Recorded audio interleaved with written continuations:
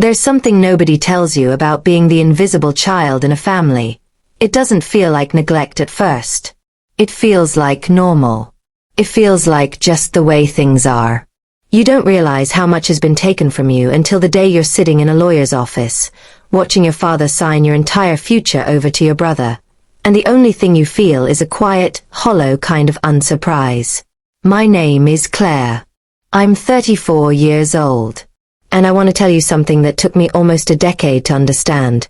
The people who are supposed to love you the most are sometimes the ones least equipped to do it. But this isn't just a story about pain. This is a story about one clause. One single clause buried deep in a legal document that my father, in all his confidence and carelessness, never thought to check. And that clause changed everything. I need to start somewhere before the courtrooms and the lawyers and the silence that came after. I need to start with the house. Because everything in my family started and ended with that house. It sat on about 3 acres outside of Columbus, Ohio. A big cream-colored colonial with a wraparound porch and a detached garage my grandfather had built with his own hands in 1974. My grandfather, Robert, had poured 30 years of savings and labor into that property. He grew tomatoes in the back. He kept a rusted wind chime on the porch that my grandmother hated and he refused to take down. He called the place his quiet kingdom, and when he died in 2011, he left it, along with a small business he'd spent his life building, a modest landscaping company, to my father, his only son. My father's name is Gerald. Gerald Thomas Harmon. And if you knew him, you'd probably like him. Most people do. He's got that kind of warm, backslapping energy that makes strangers feel like old friends inside of 10 minutes. He coaches Little League. He remembers birthdays. He gives firm handshakes and looks people in the eye when he talks to them. What people don't see is what happens at home, when the performance is over. At home, Gerald had a hierarchy. It wasn't written down anywhere. It didn't need to be. Every family has one of those invisible structures, the unspoken rules about who matters more, whose feelings take up more space, whose future gets more investment. In our family, the hierarchy was simple. My brother Daniel was first. I was somewhere further down the list than I care to admit. Daniel is 4 years older than me. He's tall, loud, magnetic in the way our father is, effortless with people, naturally persuasive. Growing up, he and my father were almost the same person in different decades. They watched the same sports, told the same jokes, moved through the world with the same easy confidence of men who have never once been told their feelings were inconvenient. I was different. I was quiet. I liked books and numbers and long walks I could take alone. I wasn't unfriendly. I just didn't need an audience. And in my family, if you didn't need an audience, you were easy to overlook. My mother, Sandra, wasn't cruel. I want to be clear about that. She wasn't the villain in the way people imagine when they hear stories like this. She was just occupied. Occupied with keeping my father happy. Occupied with managing Daniel's moods and school drama and eventually his marriage and his kids. She had a certain amount of emotional energy, and it was almost entirely allocated before I ever entered the room. There's a specific kind of loneliness that comes from being in a full house and still feeling like a guest. I grew up in that loneliness like it was furniture. I arranged my life around it. I got good grades because I needed something that was mine. I went to Ohio State on a partial academic scholarship. I worked 2 jobs to cover the rest because asking my parents for money felt like borrowing air from people who were already running low. I graduated with a degree in accounting, passed my CPA exam on the first attempt, and got a job at a mid-size firm in Cincinnati. Nobody threw a party. My mother said, "That's wonderful, honey," on the phone, and then asked if I'd talked to Daniel lately because he was going through something. I remember standing in my apartment that night with my CPA certificate in my hands, and I thought about calling someone to celebrate. I couldn't think of who to call. I ordered a pizza and watched television and told myself it didn't hurt. That was a lie, but it was a comfortable one. For years, I kept my distance from the family drama. I came home for holidays, smiled through dinners, helped with dishes, drove back to Cincinnati before the weight of the place could settle on my chest. I was building something of my own, slowly, quietly, the way I'd always done everything. But then my grandfather's estate started to move. My father had inherited the house and the landscaping company back in 2011, but he'd kept things in a kind of informal limbo for a long time. The company had a manager who kept it running. The house had renters in the back unit. My father talked about formalizing things for years without ever actually doing it. In 2019, he finally did it. He called a family dinner in February. I remember the month because there was an ice storm that weekend, and I almost didn't make the drive. I wish sometimes that I hadn't. Not because of what I learned that night, I needed to know that, but because of the way I learned it. My father sat at the head of the table with the energy of a man delivering good news. He had that particular brightness in his eyes he gets when he's about to do something he considers generous. He poured wine. He waited until everyone was settled.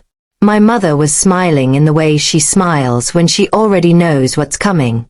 Daniel was sitting across from me, and I noticed he wasn't surprised either. My father said he'd been working with an attorney to restructure Grandpa Robert's estate. He said he wanted things to be taken care of properly, before anything happened to him or my mother. He said he'd thought long and hard about what made sense for the family. And then he said he was transferring the primary ownership of the house and the landscaping business to Daniel. He said it the way you'd announce a vacation plan. Casually. Matter-of-factly. Like it had never occurred to him that I might be sitting 3 feet away with a heartbeat and a history in that house too. I didn't cry. I didn't raise my voice. I picked up my wine glass and I took a long, slow sip, and I looked at the candle in the center of the table because I needed something to focus on that wasn't my father's face. He said there was a small financial arrangement for me, a lump sum, a number he'd discussed with his attorney, something he felt was fair given the circumstances. I don't even remember the number now. I remember it felt like being handed a participation trophy at 31 years old. My brother said, "We're really grateful, Dad," and my mother reached over and squeezed my father's hand. Nobody looked at me. I drove home in the ice storm that night with the heat on full blast and both hands on the wheel, and I kept thinking, this is it. This is the thing that was always coming and I always knew was coming, and somehow it still managed to land exactly where it was aimed. I thought about my grandfather. I thought about the wind chime.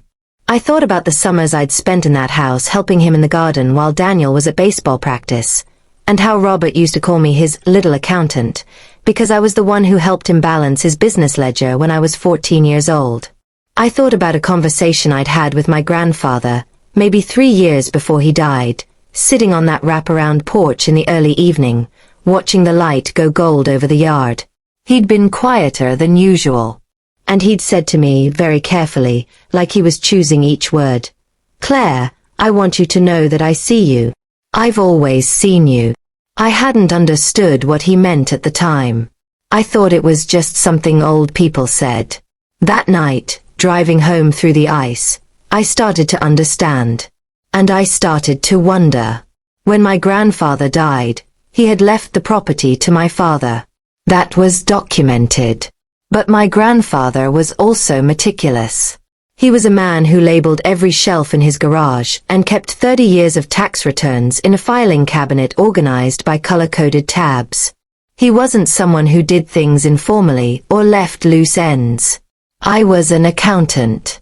I knew what loose ends looked like. And somewhere, in the back of my mind, in the quiet place where I kept all the things I wasn't ready to look at directly, a question began to form. Had my grandfather left anything else? I didn't act on it that night. Or the next week. I went back to Cincinnati. I went back to work. I let the wound from dinner calcify into something I could carry without bleeding. But the question stayed. It sat in the corner of my mind like a light left on in an empty room, steady and patient and waiting. 3 months later, I drove back to Columbus. I didn't tell anyone I was coming. I went to the county records office on a Tuesday morning, and I asked to see everything filed under my grandfather's name. I sat at a small table under fluorescent lights with a cup of bad coffee and a stack of documents, and I started to read. And then I found it. It was buried in a deed transfer from 2009, 2 years before my grandfather died. It was an amendment. Quiet, legal, precise. The kind of thing a man who color-coded his tax returns would do and then say nothing about, trusting that someone someday would be thorough enough to find it. My hands weren't steady when I finished reading it. I set the page down. I picked it up again. I read it a third time, slowly, word by word, the way you read something you need to be absolutely sure you're understanding correctly. My father had signed everything to my brother. He had missed one clause. I sat very still in that records office for a long time. Outside, I could hear traffic, and somewhere down the hall someone was laughing at something. The fluorescent light above me buzzed faintly. I thought about my grandfather saying, "I see you. I've always seen you." And for the first time in a very long time, I let myself believe him. I want to tell you something about grief that people don't talk about enough. There are two kinds. There's the loud kind, the kind that comes with funerals and phone calls and casseroles left on doorsteps. And then there's the slow kind.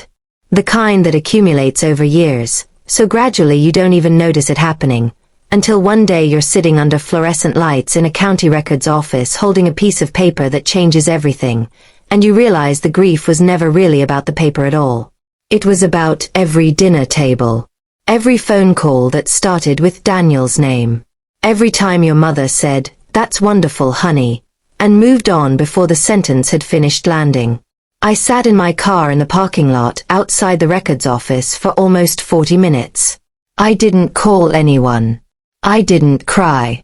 I just sat there with the copies I'd made resting on the passenger seat, and I watched a woman across the street try to parallel park 3 times before giving up and driving away. There was something almost comforting about that. The absolute ordinary persistence of other people's small struggles. I needed to think clearly. Emotion was a luxury I couldn't afford yet. Let me tell you about my grandfather the way he actually was, not the softened version people offer at funerals. Robert Harmon was a complicated man. He was warm, yes. He was generous, yes. But he was also deeply practical in a way that sometimes read as cold. He didn't believe in waste, not of money, not of time, not of people. He believed that everything had a proper use and a proper place, and that putting the wrong thing in the wrong place was a kind of moral failure. He built his landscaping company from nothing. Started with a second-hand mower and a hand-painted sign he nailed to a telephone pole in 1971. By the time I was a teenager, Harmon Grounds had 12 employees, 3 trucks, and contracts with 4 office parks and a small hospital campus. He was proud of it in the specific way people are proud of things they built with their actual hands, not things they inherited or stumbled into. He also had a very particular opinion about who should steward things after he was gone. I know this because of the conversations. Not the grand, cinematic kind. My grandfather wasn't dramatic. It was more like a long, quiet curriculum he ran over the years, mostly with me, mostly when we were doing something else entirely. Pulling weeds. Checking invoices. Sitting on the porch with our respective drinks while the evening did its slow collapse into dark. He taught me how to read a balance sheet when I was 14. Not because I asked. I didn't even know what a balance sheet was. He just handed me one from the business one afternoon and said, "Tell me what you see." I studied it for 20 minutes and then I pointed out that one of the supply vendors was charging them 15% more per unit than a competitor listed in a catalog I'd found on his desk. He looked at me for a long moment and then he said, "Good. That's exactly right. I've been waiting for someone to notice that for 2 years." I thought he was joking. He wasn't. That became our thing. He'd give me a document, a ledger, a contract, and I'd find the thing that was slightly off. It was like a game, but it was also clearly more than a game. Looking back now with everything I know, I understand he was testing something. Or maybe not testing, confirming. Confirming what he already suspected about how I thought. Daniel was never interested in any of it. This wasn't a character flaw. Daniel just had a different kind of intelligence. He was good with people, good with charm, good with the exterior of things. Numbers bored him. Paperwork made him restless. My grandfather never pushed. He noticed, and he adjusted, and I think that adjustment was what eventually led him to that deed amendment in 2009.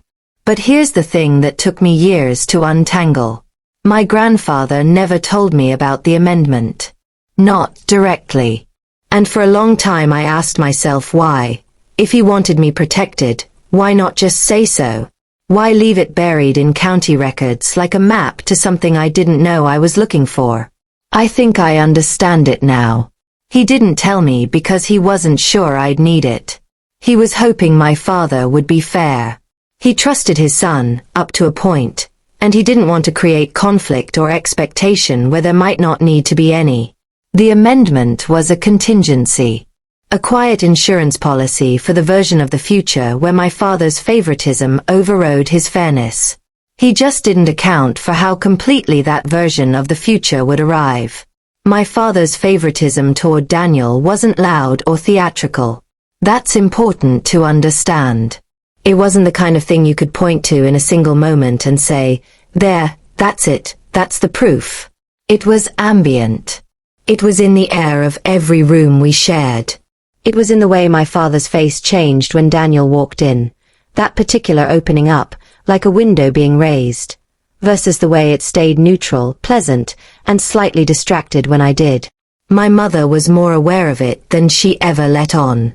I know this because of a conversation we had when I was maybe 22, during a rare afternoon when my father and Daniel were both out and the house was quiet. She was folding laundry on the kitchen table and I was eating cereal because it was that kind of afternoon, and she said without looking up, "Your father loves you, Claire. He just doesn't always know how to show it with you."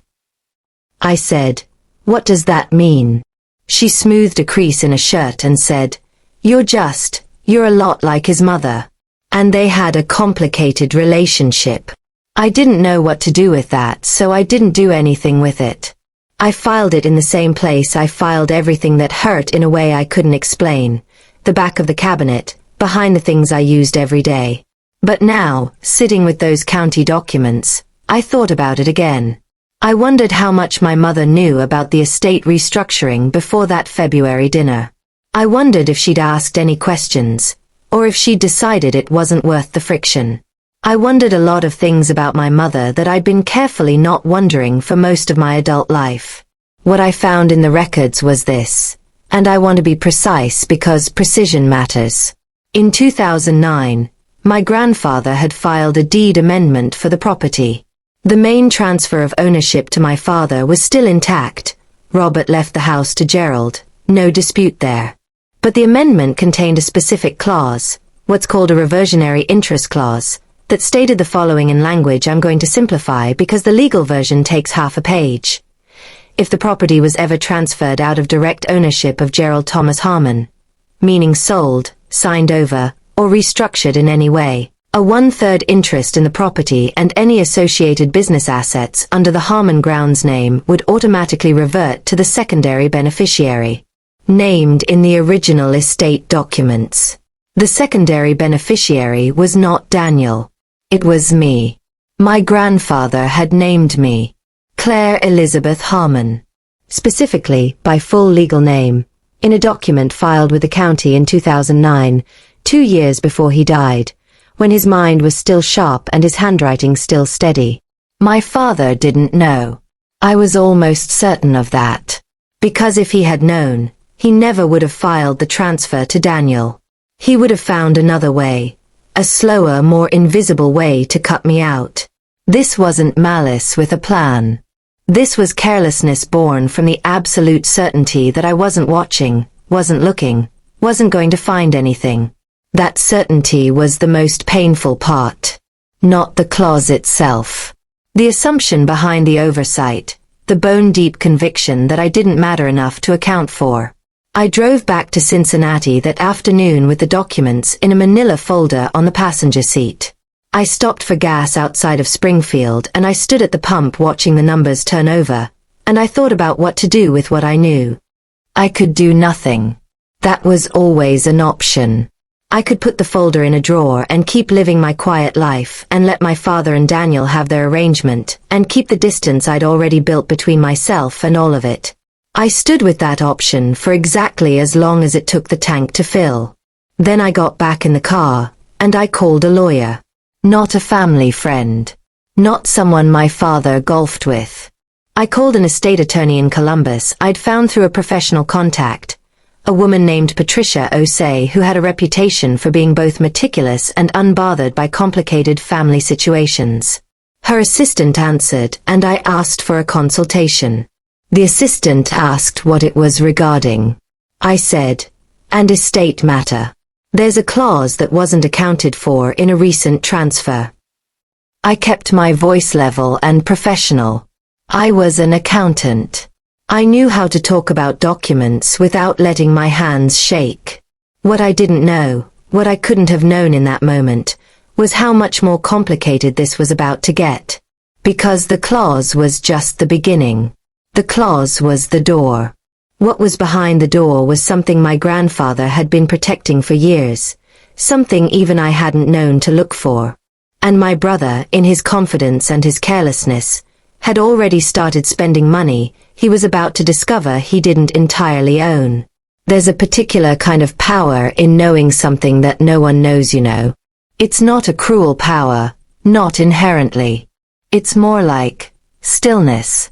Like standing at the edge of a very deep lake in the early morning before anyone else is awake, when the surface is so flat it looks like glass, and you're the only one who knows what's underneath. I had that stillness for about 3 weeks before my first meeting with Patricia Osei. I went to work. I reviewed spreadsheets. I ate lunch at my desk and answered emails and had unremarkable conversations with colleagues about unremarkable things. I went to the gym twice. I called my mother on a Sunday the way I always did, and she told me about a new recipe she was trying and asked if I'd heard that Daniel was thinking about expanding the garage, and I said that sounded interesting, and I asked about her garden, and the conversation lasted 14 minutes and covered nothing. I didn't tell her about the records office. I didn't tell anyone. Patricia Osei's office was on the 4th floor of a building in downtown Columbus that smelled like carpet cleaner and old paper in the elevator, and then suddenly like good coffee once the doors opened on her floor. Her assistant, a young man with very precise glasses, offered me something to drink and showed me to a chair in a small conference room with a window that looked out over a parking garage. I had the folder with me. I'd made 2 additional copies, one in my apartment, one in a safe deposit box I'd opened specifically for this purpose the week prior. I was an accountant. I believed in redundancy. Patricia came in 3 minutes after I sat down. She was maybe 50, with natural gray threaded through close-cropped hair, and she moved like someone who had heard every version of every family story and had stopped being surprised by any of them. She shook my hand and sat down and opened a legal pad and looked at me with calm, direct attention. She said, "Tell me what you have." So I told her. I laid it out the way I would present findings to a client, chronologically, factually, without editorializing. My grandfather's estate. The original transfer to my father in 2011. The February dinner. The restructuring to Daniel. And then the deed amendment from 2009 with the reversionary interest clause. I slid the documents across the table one at a time. She read each one without hurrying. She made small notes on her legal pad. She asked 2 clarifying questions, one about the exact date of the transfer to Daniel, one about whether my father had used a personal attorney or an estate specialist. I answered both. When she finished reading, she set her pen down and looked at me for a moment. She said, "You found this yourself?" I said yes. She said, In the county records. I said yes. She looked back at the amendment. She said, "Your grandfather was thorough." I said, "He was." She was quiet for another moment, and I could see her working through it. Not the emotion of it, she didn't traffic in emotion during working hours, but the architecture, the legal shape of the thing. She asked me a few more questions about Harmon Grounds, the business, whether I knew if my brother had made any changes to operations, whether there'd been any refinancing of the property, whether I knew the approximate current valuation. I knew all of it. I'd spent 2 weeks compiling everything I could find through public records and the company's registered filings with the state.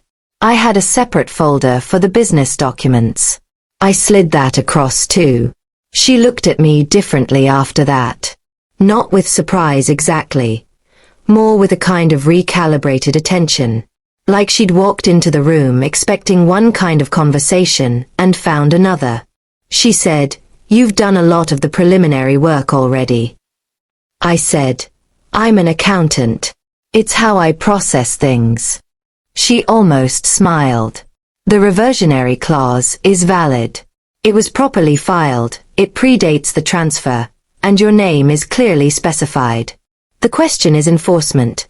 How your brother and father respond when this is brought to their attention, whether this resolves through negotiation or requires litigation, and what you ultimately want as an outcome." That last part stopped me.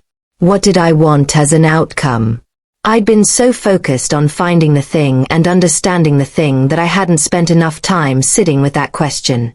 In the parking garage outside, I'd been operating on the simple logic of, this exists, therefore it matters, therefore I find someone who can tell me what it means. But Patricia was asking something harder. Did I want the money? I wasn't struggling financially. I had a good career, savings, a modest investment portfolio I'd been quietly building for 10 years. The 1/3 interest was meaningful, but it wasn't the difference between my survival and my collapse. Did I want the house? Not particularly. Not the house itself. What did I want? I thought about that dinner in February. The candle in the center of the table. My father's voice, casual and certain, like I wasn't sitting right there. My mother's hand on his. Daniel not surprised. I said to Patricia, "I want what my grandfather intended me to have. And I want it acknowledged. Not secretly settled and signed away. Acknowledged." She nodded slowly, writing something on her pad. She said, "That's an important distinction." She told me the next steps. She would review everything more thoroughly and have a full assessment within 2 weeks.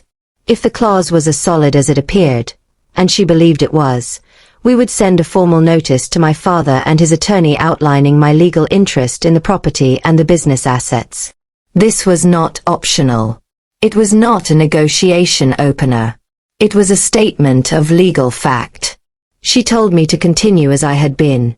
Quiet, normal, no contact with family about any of this. I said that wouldn't be difficult.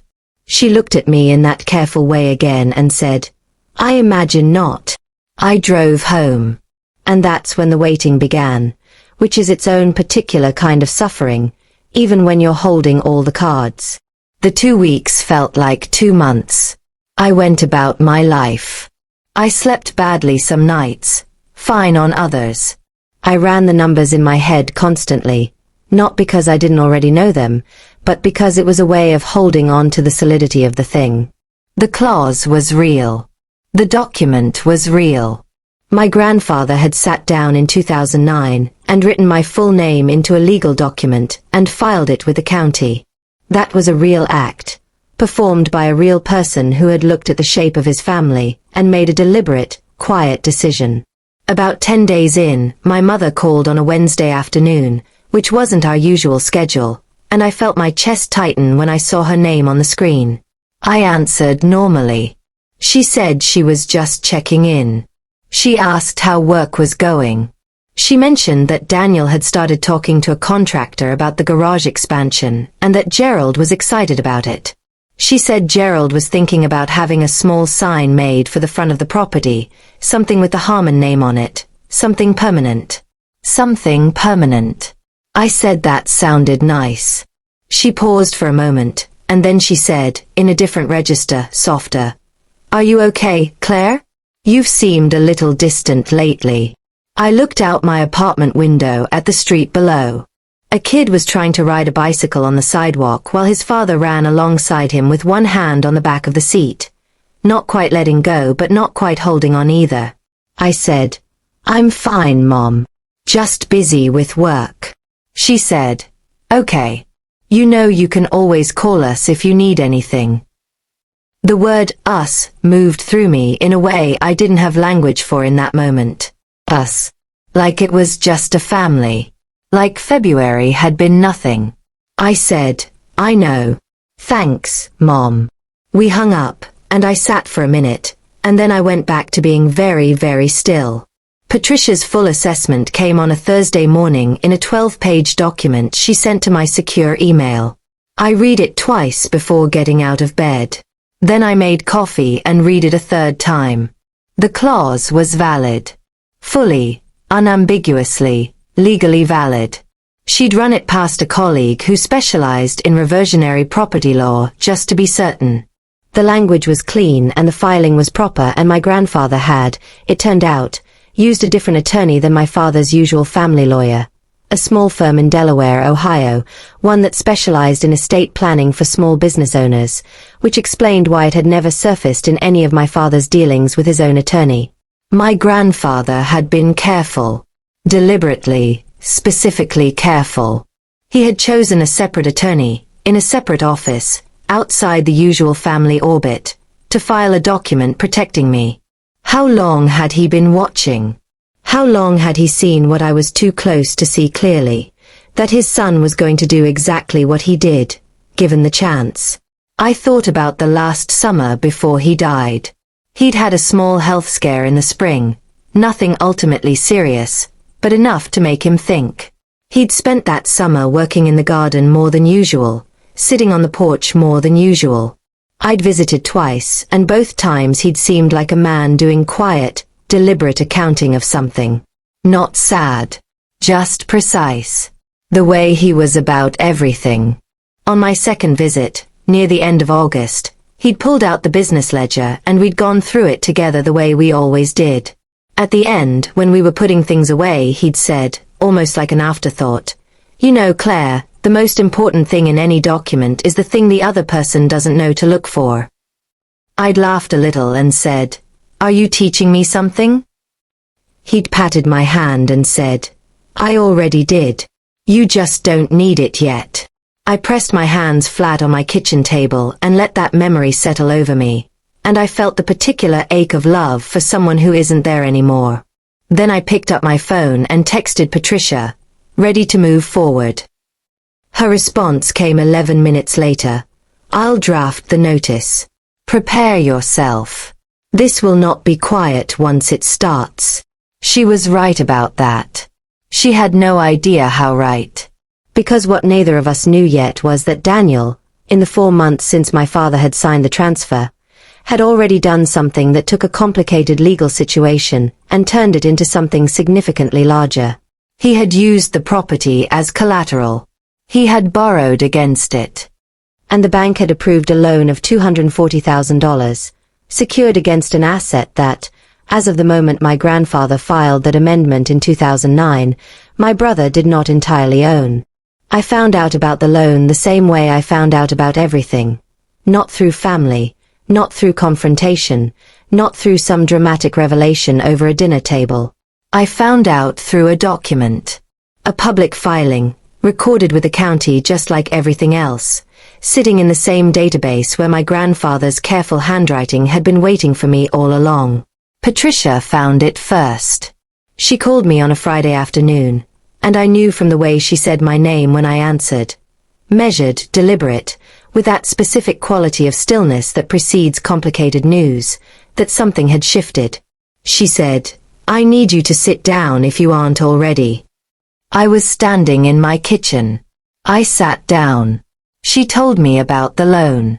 She gave me the numbers. She told me the date it was filed, which was 6 weeks after my father's transfer to Daniel, meaning my brother had moved fast. Faster than someone who wasn't already planning, already anticipating, already thinking about what he was going to do with an asset the moment it landed in his name. I sat very still and let the information arrange itself in my mind the way numbers always do. Into patterns, into implications, into a shape I could hold and examine from different angles. I said, he used the whole property as collateral. Patricia said, the whole property, including the business assets under Harmon grounds. I said, which means he borrowed against something he didn't fully own.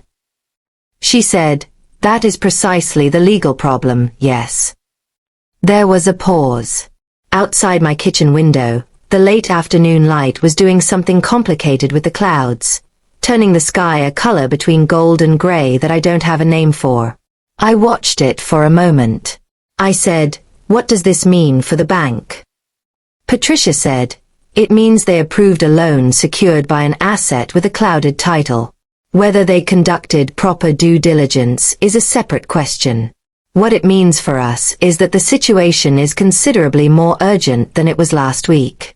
If Daniel defaults, or if this gets contested after the fact without proper resolution, it creates a legal entanglement that helps no one. Not you, not him, not the lender. I said, and the notice? She said, the notice goes out as planned. But Claire, I want you to understand something before it does. Once this letter reaches your father and his attorney, this stops being a family matter handled quietly. There will be a response. There may be anger. There will almost certainly be an attempt to negotiate you into a smaller position than what you're legally entitled to. You need to be prepared for all of that. I said, I've been prepared for people underestimating me my entire life. This isn't different. Another pause. Then Patricia said, no, I suppose it isn't. The notice went out on a Tuesday. Certified mail, formal letterhead, Patricia's firm's name in the return address corner. I knew the approximate day it would arrive. I went to work that morning and sat at my desk and opened my spreadsheets and did my job with the steady, focused energy of someone who has already made peace with a decision and is now simply waiting for the world to catch up. It arrived on a Thursday. I know it arrived on a Thursday because my father called me on a Thursday evening at 7:43, and he never called me in the evenings. I let it ring. He left a voicemail. I listened to it once, standing in my bathroom, door closed, like I needed the smallest possible room around me for this particular moment. His voice was controlled, but only just. Beneath the control there was something pressurized, something that had been compressed into too small a space and was looking for a way out. He said, Claire, it's Dad. We received something today from an attorney. I think there's been some kind of misunderstanding and I'd really like to talk to you before this goes any further. Please call me back. Misunderstanding. I set my phone on the bathroom counter and looked at myself in the mirror for a moment. I looked tired in a way that wasn't about sleep. I looked like someone who had been carrying something heavy for a long time and had recently set it down, and whose body hadn't quite adjusted to the new weight yet. I didn't call him back that night. My mother called the next morning. I let that go to voicemail too. She sounded confused more than angry, genuinely bewildered, like someone had rearranged the furniture in a room she'd lived in for 30 years and she couldn't understand why nothing was where she'd left it. She said she didn't understand what was happening and she wished I would just talk to them. Daniel did not call. That told me something. What Daniel did, I found out later, was call his own attorney the same day the notice arrived. He moved fast again, the way he'd moved fast with the loan. I'll give my brother that. He had good instincts about self-preservation, even when those instincts couldn't actually save him. Patricia told me his attorney had made contact with her office within 48 hours. They wanted to discuss a settlement. They framed it as a desire to resolve things amicably, to keep things within the family, to avoid the unpleasantness of formal proceedings. Patricia relayed this to me with the particular neutrality of someone who has heard that framing many times before. I said, "What's their offer?" She said they hadn't made one yet. They wanted a call first. I said, "Tell them we're happy to discuss, but that my legal interest as established by the reversionary clause is not a negotiation, it's a fact. What we can discuss is how that fact gets honored." Patricia said, "That's exactly what I'll tell them." There was one more call I received that week that I couldn't let go to voicemail. It came on Saturday morning early, before I'd had coffee, and when I saw the name I sat up slowly in bed with the particular alertness of someone who has been half expecting this call for a long time. It was my mother. Not the kind of call she'd made the day before. Confused, plaintive, asking me to come to the table. This was a different call. Her voice was quieter. She said she'd been up since 5. She said she needed to ask me something directly, and she needed me to answer her directly. She said, "Did you know about this before that dinner in February?" I said, "No." She was quiet for a moment. Then she said, "When did you find out?" I said, "After. I went to the county records office a few months later." Another silence. I could hear her breathing, and the small sounds of the kitchen behind her. The refrigerator, the particular creak of the floor near the window that I'd known since childhood. She said, "Your grandfather." It wasn't a question. I said, "Yes." She said nothing for a long moment. Then, very quietly, she said, "He always did see you more clearly than your father did." That sentence moved through me like something physical. Not quite pain, not quite relief, something in the overlap between them, warm and sharp at the same time. I said, "Mom." She said, "I'm not going to tell you what to do with this, Claire. I want you to know that. But I need you to know that I'm sorry. For February. For a lot of things before February." I had imagined that apology in various forms for years. I'd rehearsed my responses to it in the shower and on long drives and in the half-awake space before sleep. I'd imagined being cold, being gracious, being precise.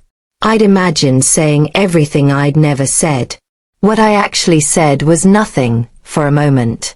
And then I said, "I know, Mom." That was all. It was enough and not enough simultaneously, the way most true things are. After we hung up I made coffee and stood at the window and watched my street come slowly awake. A neighbor walking a dog, a car pulling out of a driveway, a kid on a bicycle moving fast downhill with the reckless confidence of someone who hasn't yet learned to be afraid of speed. I thought about what was coming. The attorneys talking. The numbers being examined. My brother in a house that was partially legally mine. Having borrowed against it, having made plans with it, having put a Harmon name sign at the front of the property with the easy entitlement of a man who had never once been asked to account for what he assumed. I thought about my grandfather's ledger. I thought about sitting at his kitchen table at 14 years old, finding the supply vendor overcharge, and how he had looked at me with that particular satisfaction. Not pride exactly, something quieter than pride, and said, "Good. That's exactly right." I thought about what Patricia had told me, that first day in her office. This will not be quiet once it starts. She was right. It wasn't quiet. But quiet had never protected me anyway. Quiet had been what I defaulted to when I believed making noise wouldn't matter. And I was done. Carefully, legally, thoroughly done, with that particular belief. The following week, I got a call from Patricia that changed the temperature of everything. Daniel's attorney had finally made their offer. They were proposing I accept a cash payment in lieu of my reversionary interest. They had arrived at a number by calculating 1/3 of the property's assessed value from the previous tax year, which was lower than the current market value by a meaningful margin. And they were offering 80% of that number, structured as a one-time payment with a clause requiring me to permanently relinquish any further claim to the property or the business. I asked Patricia what she thought. She said, "I think they're hoping you need the money more than you need the principal." I said, "What do I actually have a right to?" She said, 1/3 interest in the current fair market value of the property and the business, plus a review of any financial decisions made regarding those assets since the transfer, including the loan. Including the loan. I said, so they've structured an offer that removes my ability to raise questions about the loan. Patricia said, that is one way to read it. I said, that's the only way to read it. She said, yes. I asked her to decline the offer and to request a full financial accounting of Harmon Grounds since the date of transfer. Every transaction. Every contract. Every dollar in and out of a business that, as of a deed amendment filed in 2009, I had a legal interest in. She said, this will escalate. I said, I know. What I didn't say, because it would have sounded dramatic and I was trying not to be dramatic, was that I had been underestimated by these people my entire life. That every assumption they'd made, that I wasn't watching, that I wouldn't look, that I'd take the quiet exit, that I'd accept the number they decided was appropriate for someone they decided didn't matter much. Every one of those assumptions was about to become their most expensive mistake. My grandfather had sat down in 2009 and written my name into a document and filed it carefully with the county, and then he had never said a word about it. He had just trusted that when the moment came, I would find it. I had found it. And now I needed them to understand, fully, formally, on the record, exactly what that meant.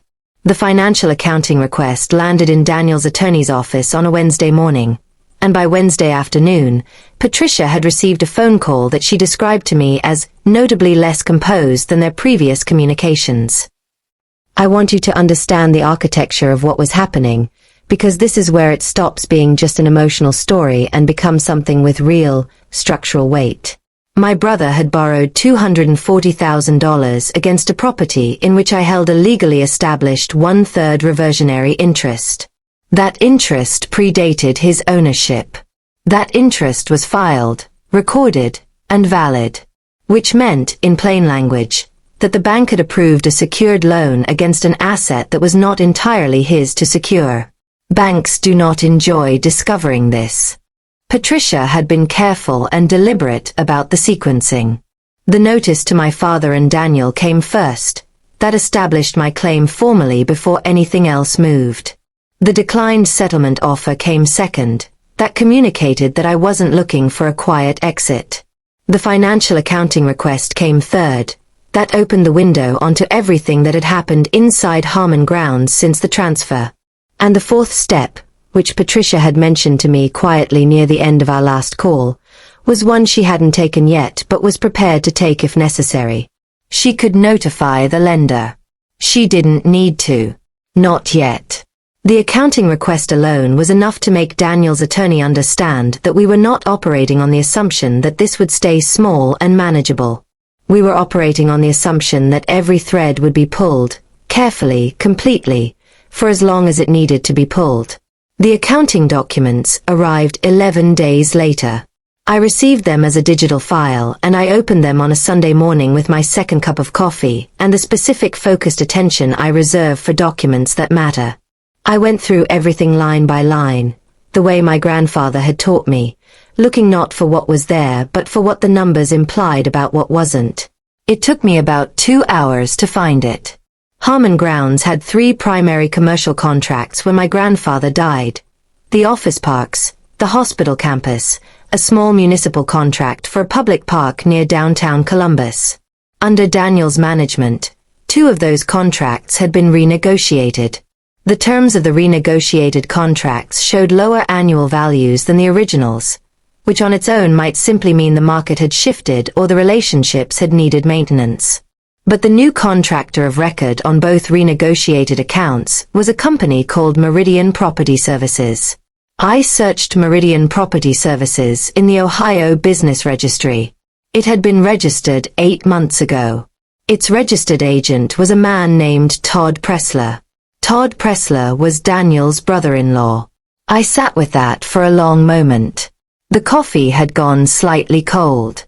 Outside, my neighbor was mowing his lawn, and the sound of it drifted through the window in a way that felt almost absurdly ordinary given what I was looking at.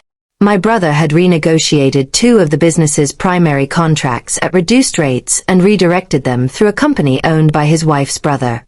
The business was losing revenue on paper, while that revenue was quietly redirected to a related party.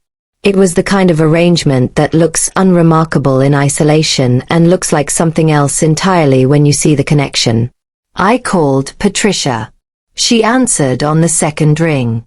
I said, "I found something." She said, "Tell me." I told her. She was quiet while I walked through it, the way she always was, absorbing, not reacting. When I finished, she said, "Send me the documents. All of them.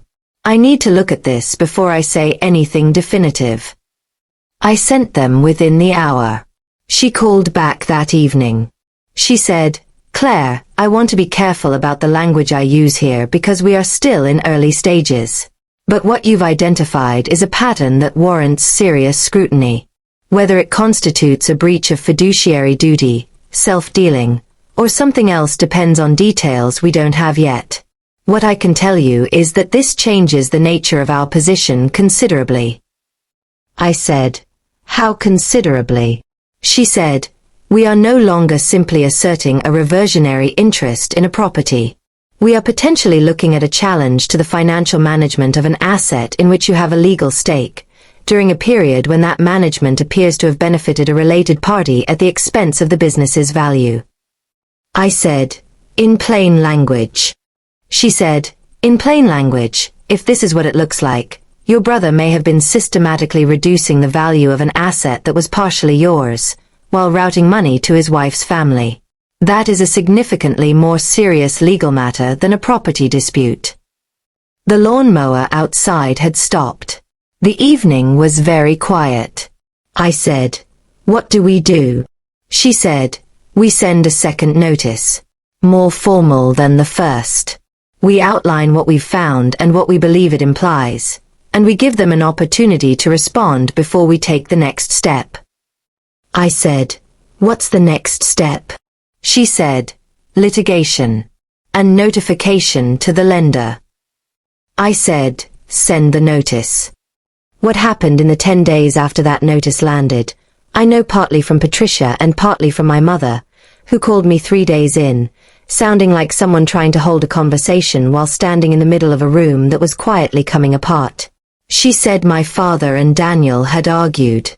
A real argument, not the surface friction of men who disagreed about football. A genuine, door-closing, voice-raising argument that my mother had stood in the hallway and listened to with her hand pressed flat against the wall. She said my father had not known about the contracts. About Todd Pressler and Meridian Property Services.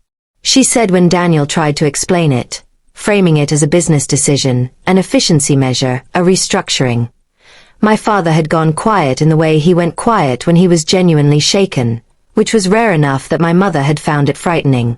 She said my father had asked Daniel, in a very controlled voice, "Did you know about the clause?" Daniel had said he didn't. My father had said, "Then why did it take you 8 minutes to call an attorney the day the notice arrived?" My mother said there was no good answer to that question, and Daniel hadn't offered one. I listened to all of this carefully. I thanked my mother for telling me. I asked her if she was okay. She said, "I've been thinking about your grandfather a lot this week." I said, "Me too." She said, "He knew, didn't he? He knew this was going to happen." I said, "I think he knew it might." She was quiet for a moment. Then she said very softly, "He was right to do what he did." That sentence was the thing I hadn't known I needed to hear. Not the legal victory, not the accounting documents, not the notice and the counter-notice and the formal language of Patricia's letters. That sentence, from my mother's mouth on a quiet evening, with a weight of 30 years of family dynamics behind it, that was the thing that finally made something in my chest release, slowly, like a fist unclenching after holding on for too long.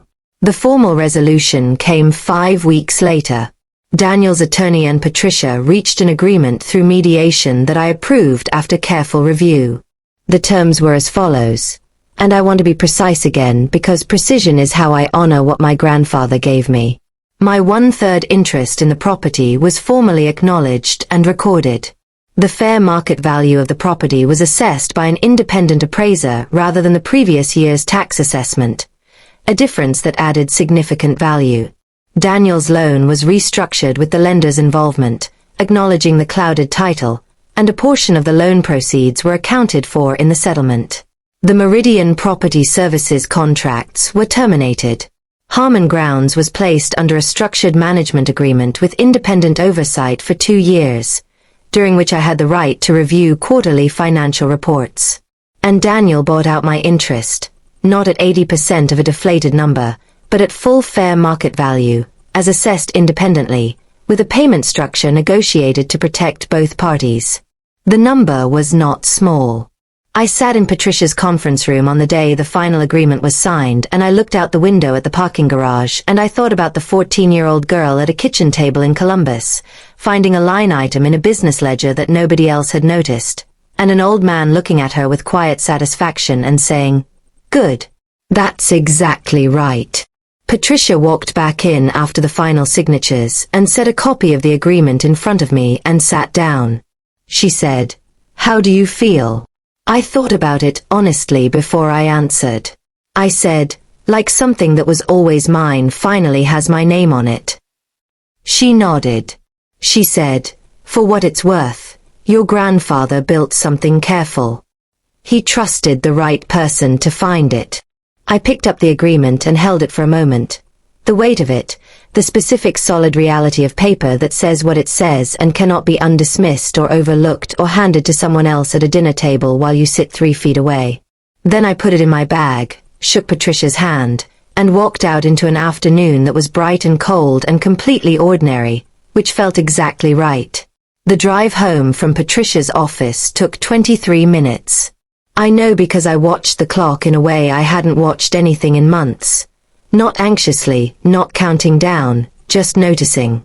The way you notice things when the pressure that's been organizing your entire nervous system for the better part of a year finally begins to lift, and the ordinary details of the world rush back in to fill the space. There was a radio song I half recognized. A construction detour that added 4 minutes. A red light on 5th where I watched a woman push a stroller across the intersection with the unhurried confidence of someone who had nowhere to be except exactly where she was going. I thought, I want to feel like that. Not the destination. Just that quality of movement. Purposeful and unhurried and completely present. I wasn't there yet. But I was closer than I'd been in a long time. The weeks after the settlement were quieter than I expected. I think I'd been bracing without fully realizing it, for an aftermath that matched the intensity of everything that had come before. More calls, more conflict, more pressure to process and respond to. Instead there was just space. Wide, slightly disorienting space. The kind that appears when something that has been taking up enormous room in your life is finally resolved, and you're left standing in the cleared area wondering what you do with all this room now. I went back to work. I ran in the mornings. I cooked actual meals instead of eating cereal over the sink at 11 p.m. because my brain had been too occupied for anything requiring more than one step. Small things. Ordinary things. The kind of things that feel almost embarrassingly modest when you're in the middle of a legal battle and almost unbearably sweet on the other side of one. My mother called about 2 weeks after the settlement. Not the uncertain, apologetic calls of the months before. This was different. She called in the morning, which was our time, and she asked if I wanted to have lunch. Just the two of us. She said she'd drive to Cincinnati if I didn't want to come to Columbus, which was the closest thing to an act of deliberate effort I could remember her offering in years. I said I'd come to Columbus. I wasn't afraid of Columbus anymore. We met at a small Italian place she liked, the kind of restaurant with checkered tablecloths and bread that arrives before you've looked at the menu. She was there when I arrived, already seated, and she stood up when she saw me in a way that felt slightly formal and also genuinely warm, like she was trying to signal something with her body that she wasn't sure her words could carry. We ordered. We made small talk about the drive, about the restaurant, about the bread, which was good. And then the small talk ran out, the way it always does when there's something real underneath it, and we sat for a moment in the quiet of two people who have known each other a long time and are trying to figure out how to begin. My mother said, "I've been thinking about what I want to say to you. I've been thinking about it for weeks. And I keep arriving at the same place, which is that there isn't a version of this that sounds adequate. So I'm just going to say the inadequate version and trust that you know I mean more than I can find words for." I put down my bread. I looked at her. She said, "I let you be invisible for too long. I told myself it was because you didn't need as much. You were so capable, so self-sufficient. You always seemed fine." And that was the story I chose because it was easier than the truth, which is that I had a limited amount of energy and I spent most of it in the wrong direction, and you paid for that. You paid for it for years. And I am sorry, Claire. I am genuinely, completely sorry. The restaurant was full of other people's lunches and other people's conversations. Silverware against plates. Someone laughing at a nearby table. I looked at my mother's face.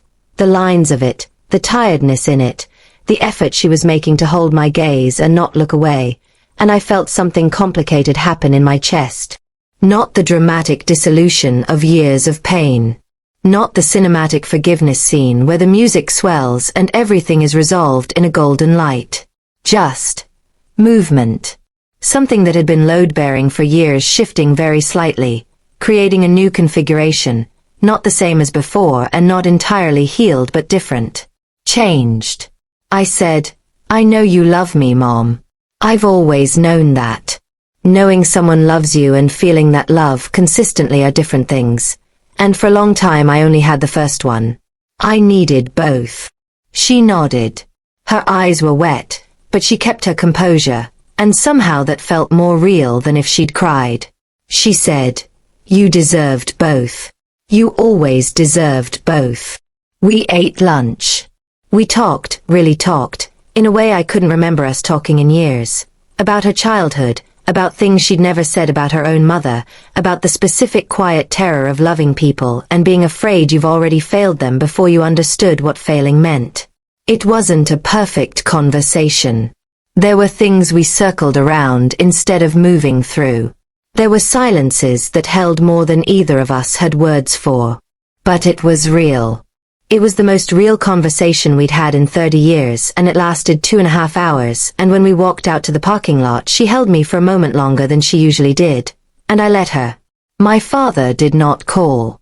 I want to be honest about that because this isn't a story where every relationship heals on the same timeline, or at all. My father is a man who built his identity around being right, around being generous, around being the one who provides and decides and shapes things. What happened with the estate dismantled a version of himself he'd never been asked to examine.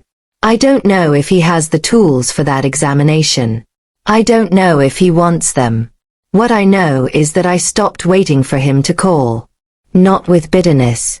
I want to be clear about that distinction because I spent a lot of time making sure I understood the difference. I stopped waiting from a place of acceptance rather than resentment. Some doors only open from one side, and I had spent 34 years standing on the wrong side of that door believing that if I was patient enough, quiet enough, good enough, it would eventually open toward me. It hadn't. And the energy I'd spent believing it would was energy that had belonged to me the whole time. Daniel and I have not spoken since before the settlement was filed. I don't know what the shape of that relationship will eventually be, whether it will remain this silence, or whether years from now there will be some version of a conversation that neither of us can currently see from here. I hold that question without urgency. Some things need more time than you think, and some things need you to stop thinking about them for a while before you can see them clearly. What I did with the settlement money is the part people always want to know about, and I'll tell you because I think it matters, but maybe not in the way you'd expect. I didn't do anything dramatic. I didn't quit my job or buy something extravagant or make a gesture designed to be seen by the people who'd underestimated me. That kind of victory requires an audience, and I had spent enough of my life performing for audiences that were watching the wrong person. I paid off the remaining balance on my apartment. I put a significant portion into investments I'd been wanting to make for 2 years, but hadn't had the capital for. I set aside a specific amount in a fund I labeled, privately, in my own accounting system, with my grandfather's name. With that fund, I did one thing immediately. There was a small community garden in Columbus, about 4 blocks from the house where I grew up, that had been struggling for funding. My grandfather used to walk past it on his morning route. He'd mentioned it to me once, said it reminded him of what gardening was supposed to be, people working in the same soil for no reason except that things grew better together. I made an anonymous donation large enough to keep it running for 5 years and fund a small expansion. I didn't tell anyone. I didn't need to. There's a version of this story where I end with triumph, where I walk back into the family home with my legal documents and my settlement check and everyone sees, finally, what they should have seen all along. Where my father looks at me differently.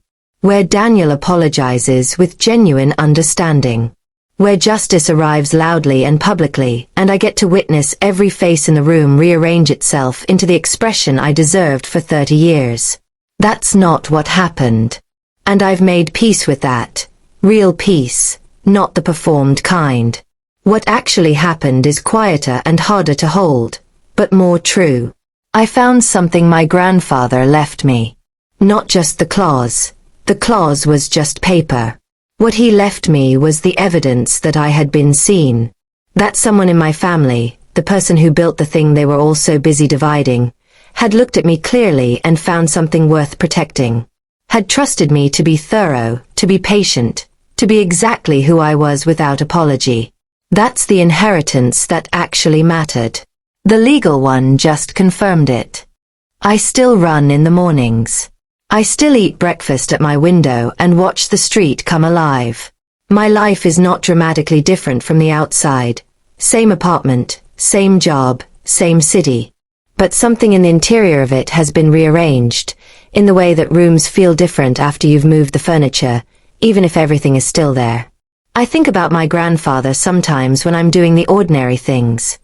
Making coffee, reviewing a spreadsheet, sitting in the particular quiet of early morning before the day has started. I think about him working in his garden and building his ledgers and filing a document in Delaware, Ohio with a small firm nobody in the family knew about, and saying nothing, and trusting. I think about 14-year-old me at his kitchen table, finding the thing nobody else had noticed, and him saying, "Good, that's exactly right." It was exactly right. It turned out to be exactly right in more ways than he could have fully planned for, and more ways than I understood for a long time.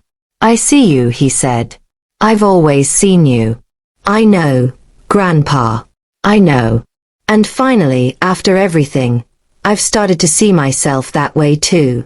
If this story moved something in you, if you've ever felt invisible in a room full of people who were supposed to love you, if you've ever been underestimated by the people who should have known better, leave a comment below. I read every single one. And if you know someone who needs to hear that being overlooked is not the same as being unworthy, share this with them. It might be exactly what they need today. Subscribe if you want more stories like this one. Real, human, honest. We're just getting started. This story is inspired by real online experiences. Names, details, and situations may have been changed for storytelling and privacy purposes.